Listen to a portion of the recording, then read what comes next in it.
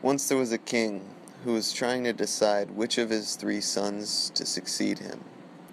He gave them each $1,000, told them to fill a room entirely with something. The first 2 traveled far and wide of the 3 sons, picked salt and sugar, but still could not fill the entire room. The problem was the door opening. Every time they tried to fill the room, whatever they put in it would spill out. The one son who stayed home was appearing quite lazy and unimaginative to his father. He did practically nothing at all. His turn came to fill the room. He took a 50-cent candle and a match and filled the room with light. The king was very moved, felt shame for ever doubting his son. There was a quote the other day that really moved me after I read this. You can light 1,000 candles from a single one without shortening its life. Most of society is focused on figuring out how to use their mind's eye right now. People are growing more and more consciously aware of it. They feel like something's either been kept from them, forgotten, stolen, or taken from them. This feeling isn't quite totally accurate, but it is a little bit accurate. The reason you couldn't use it is because we were in really the age of darkness. We were far along the procession of the equinox into the dark end of the spectrum. We were at our furthest point from God. Here's a quote from Jesus. Jesus said, "The angels and the prophets will come to you and give to you those things which you already have."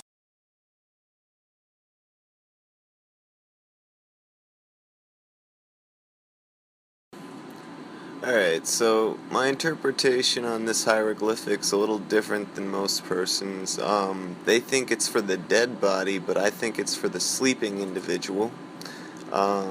And that it's possible to sort of like send your consciousness when you're asleep flying to the star and back, and if you're awake it also works. So it like sends energy through you, opens up your third eye and creates the connection between your third eye and crown. It literally feels like you have a fire going in between your third eye and crown. Your whole brain feels like it's like tingling with electric fire, and you have like this little flame on top of your head. It feels cool. Anyway, it's like that feeling you'd get from listening to really good music or something. You know, you just feel the vibe from it. The light carries like a vibration. So anyway, I experienced this while I was sleeping. The helical rising morning star is significant in that it was the beginning of a star's journey. When it starts on the vernal equinox helical rising, it begins its journey across the horizon. It's really the starting point of every star. It's like the birthplace of the star on the horizon. And so, as this star travels and begins its journey, it's also a loose translation to Messiah. Messiah means traveler. It's also a Muslim interpretation is called the piercing star because it has a way of piercing your head, making its way to your third eye, and raising the light through your body to the crown. It has to go up your entire body, though. It has to enter all of your spiritual centers. The light needs to go up through the root, sacral, solar plexus, heart, throat, third eye, and then crown in order for you to experience a vision. It'll feel like a ton of Kundalini energy is bursting through you. It's a fire energy. If you're asleep, you'll see like you're like clothed in light. You almost feel like you're on fire at first. This is what the vision's like. And you'll actually see what it means to be in heaven and feel home, and that thing that you had forgotten will be very clear for you that you have finally reached it. You finally remembered what you were. On its vernal equinox helical rising date.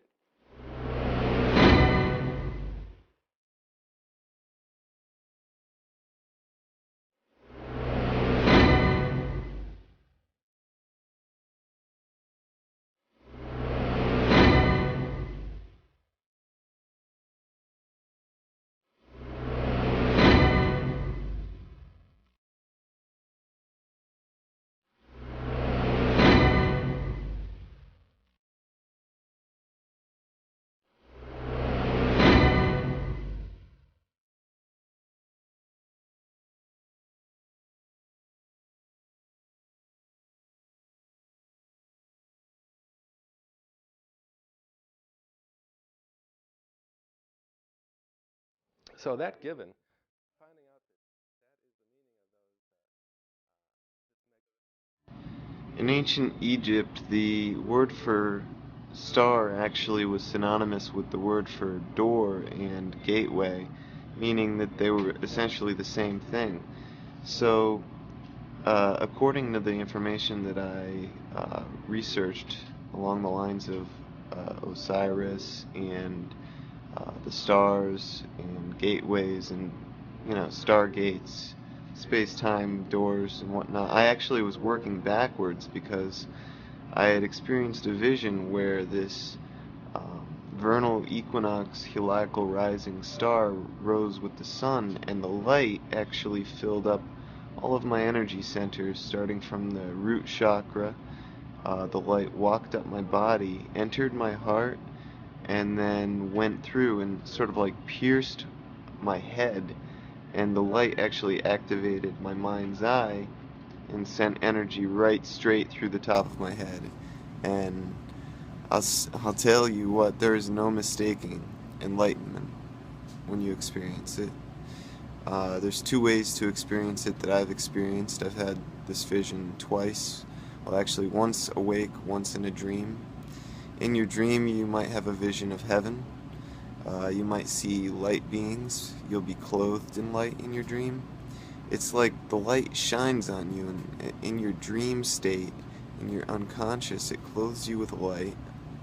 And I was standing before a mountain, and on this mountain was like a throne, and it was this enormous light being sitting on the throne, and it was like just, well, heaven is mostly a feeling. It's just like being home, surrounded by unconditional love. You're in like a light beam of chi, kundalini energy. It's way stronger than anything you'll get residuating up from the earth. It's like the source of all the chi in the universe. There's no mistaking it when you're there. There's no mistaking heaven. And what I think I saw was the highest place, the throne of the God, I think. I looked up at his face, and when I looked up at his face, I was awoken from the dream. So I guess what they're saying is true. You can't look into God's face.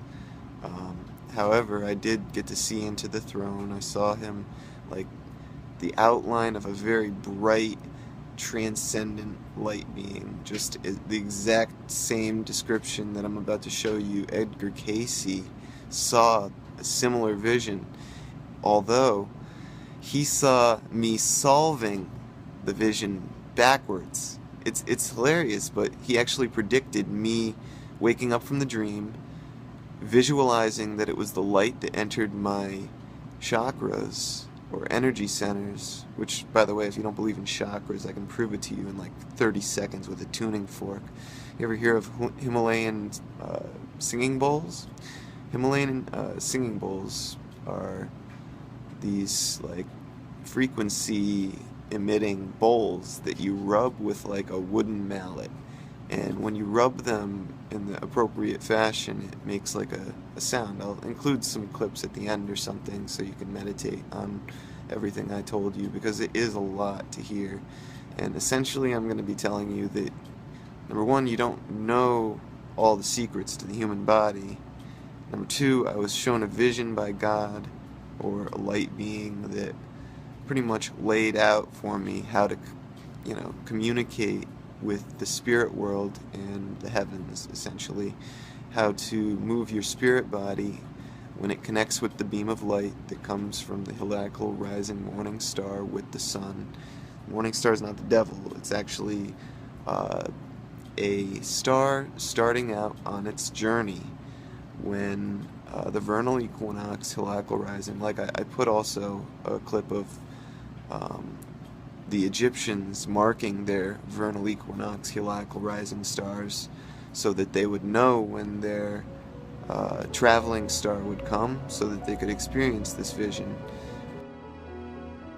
Chapter 4 begins with a door opening in the sky to reveal a fantastic heavenly throne room.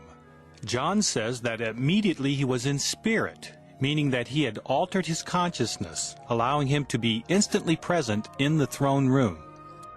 To help us interpret this complex scene, let's focus on some of the specific symbols. First, there is the throne with a rainbow about it. The rainbow has the look of emerald, a gemstone. The one seated on the throne has the look of jasper and sardine stone. Jasper is a transparent stone that can come in a variety of vivid colors. Sardine is a red gemstone from the region of Sardis. The one on the throne is not depicted with any particular features, but only in terms of transcendent brightness. In the right hand of the one seated on the throne is a book sealed with 7 seals. The throne is surrounded by 4 beasts: a calf, a beast with the face of a man, a lion, and an eagle. Actually, in John's vision, each of the beasts have 6 wings and are full of eyes, signifying the symbolic and mythic nature of these creatures. 7 lamps are burning before the throne, and there is a sea of glass with the appearance of crystal. Crystal imagery plays heavily into John's vision of the throne room. John also saw 24 seated elders dressed in white with crowns of gold. The dramatic sense of the vision is accentuated by lightning and thunder.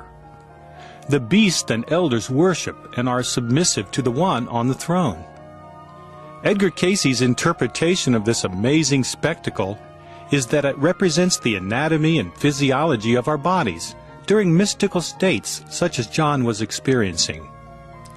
Cayce declared that the book in the right hand of the one on the throne symbolizes the human body. The fact that it is sealed indicates that specific patterns of memory and energy are encoded into our biology. At a physical level, these spiritual centers are embodied in the primary endocrine glands and the corresponding sympathetic nerve ganglia along the spine, as symbolized by the book that is written within and on the back side sealed with 7 seals. Cayce said that the energy patterns associated with these centers form a spectrum of vibration, much as we find in the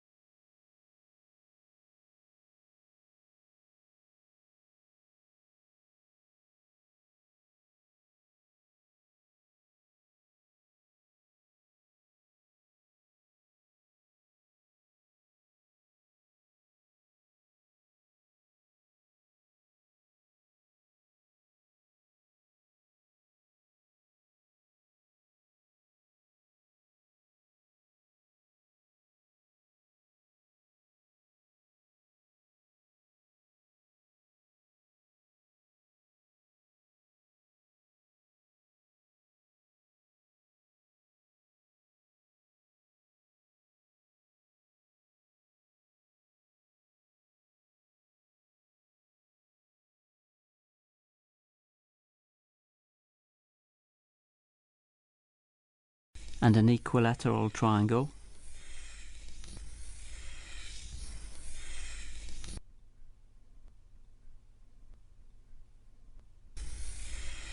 and finally a regular tetrahedron.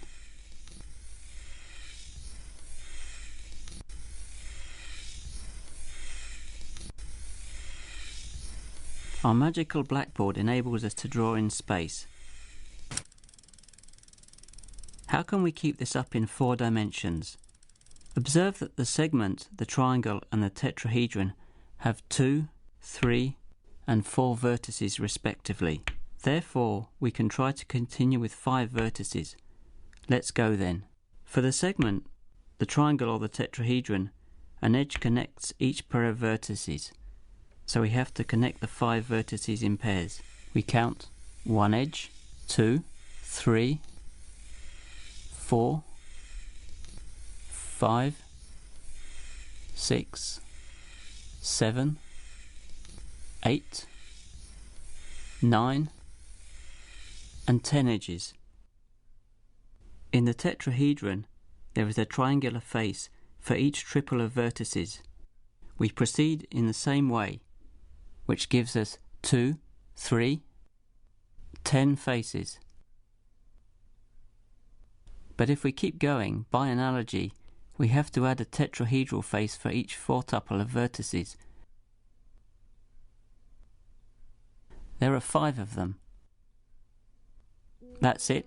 We constructed our 4-dimensional object. We'll call this the simplex. Let's spin it around in space a little, as we did with the tetrahedron. Of course, you have to imagine the simplex spinning in a 4-dimensional space. What you see is only its projection on the blackboard. Touch complicated is that faces get tangled and they can cross each other. Well, some experience is required to be able to see in dimension 4.